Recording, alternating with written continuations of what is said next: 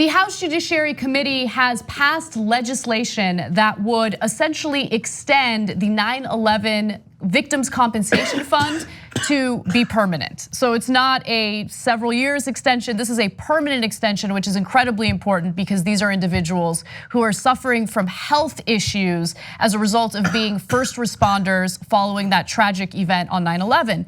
Now, this was something that did not get a lot of attention until Jon Stewart, of all people, testified before the House Judiciary Committee, and his testimony was incredibly compelling. Take a look. Behind me, a filled room of 9/11 first responders, and in front of me, a nearly empty Congress. Sick and dying, they brought themselves down here to speak to no one. It's shameful.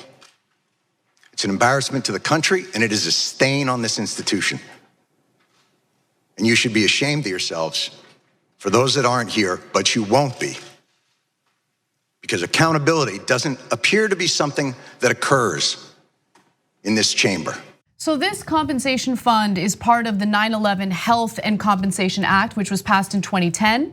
And at the time, there was actually a pretty fierce debate in Congress as to whether or not the first responders should get this type of compensation.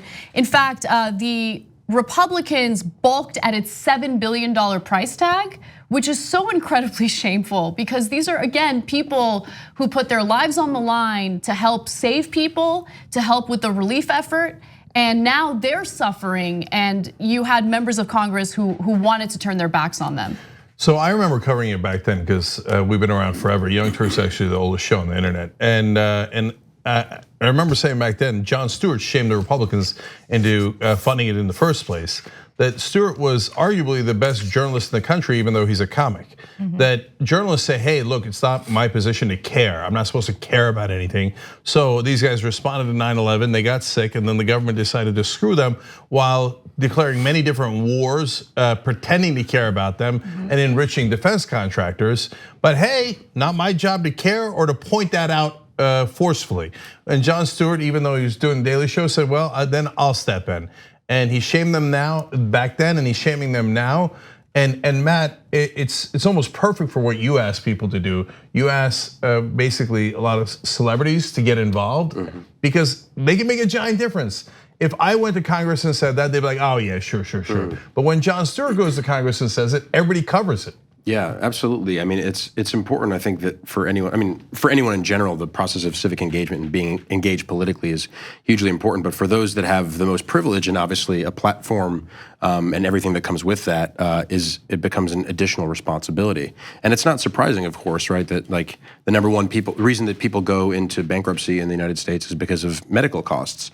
The way that we treat, returning veterans. I mean, there's plenty of money there. The money it depends on.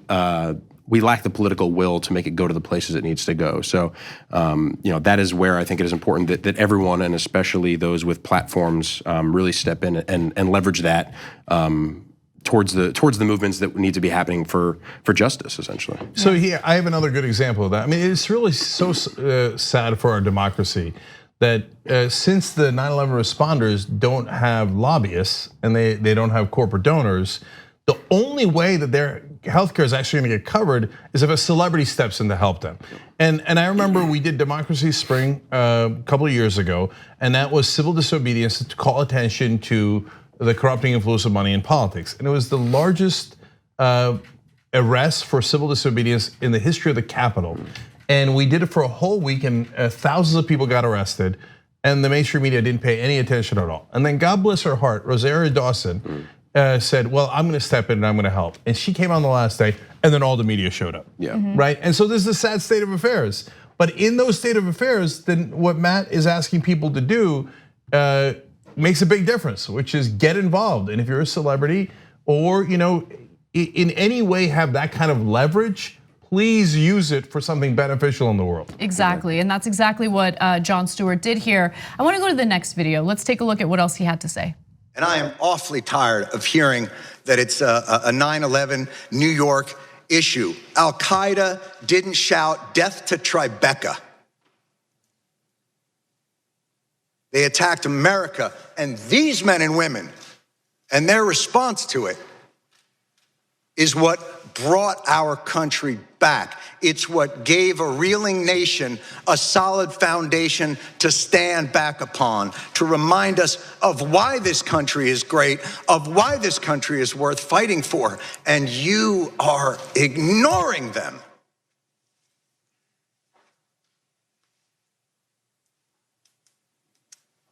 And you can end it tomorrow. Why this bill isn't unanimous consent and a standalone issue is beyond my comprehension. He also called out lawmakers who use the line never forget, but aren't fighting for this. And I thought that was such a great point to make. And by the way, in the beginning of that clip, you hear him say this is not a New York issue. What he's referring to is federal lawmakers who argue that the fund should be appropriated by the state of New York as opposed to the federal government, which is so incredibly insulting. And what he said there also kind of reminded me of the flack that Ilhan Omar got for her comments, right? Because here's the thing. We see politicians, not all of them, but we've seen many of them exploit the tragedy of 9/11 for their own political gain. We've seen them exploit it to garner support for intervention or war abroad. But when push comes to shove, when it comes to actually looking out for the very people who have done the right thing, and again, who have put their lives on the line to take care of their fellow Americans, I mean, why do they forget when it comes to those people? So when they say, well, maybe New York should just deal with it and not us, which is something that the Republicans do often. When Superstorm Sandy hit, Ted Cruz and many other Republicans said, I don't care, man, that's not my state. Let New York and New Jersey deal with it. And then when there was flooding in Texas, Ted Cruz said, no, we gotta have the federal government pay for it. We gotta have the federal government. But can you imagine if during World War II, when the Japanese hit us in Hawaii, if the legislators at the time were like, that's not my problem, man. Let the state of Hawaii pay for all that damage. People would be like, are you insane? We just got attacked. Of course that's about the whole country. And this is the insanity that we live in because all they care about is their donors. He talks about never forget. They forgot to come to the committee hearing about this issue. But them not coming to the committee hearing is a sign of disrespect, but not the important part. The important part is extend their healthcare coverage. It's gonna expire in 2020. That's why they're there in the first place. Some of them are sick and dying. And they said, look, I only have a few, I don't know how long I have left. I have precious time left on this earth. But I dragged myself all the way to Washington to tell you guys, and you're not even here.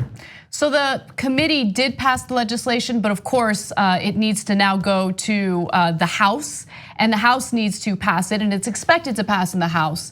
But there's a huge question mark in regard to whether Mitch McConnell will bring it up in the Senate. Now, he was confronted about this, and his response was essentially, oh, wow, I haven't looked at that in a while. I got to take a look. Now, you should do more than just take a look. Not only should you introduce the legislation, it should pass in the Senate. And I think that if it doesn't pass in the Senate, and if it does not get brought up by Mitch McConnell, the Democrats would be idiotic to not use that in campaigning against McConnell. Get him out. He needs to be, he needs to be out. Like, he has absolutely no respect for anyone other than himself, other than his own profit motives. It's disgusting that this is even a question, whether or not it's going to be brought up in the Senate. So that's all I have to say about that. The TYT Plus app is now available on iOS and Android. Download to get more TYT content at tyt.com/app.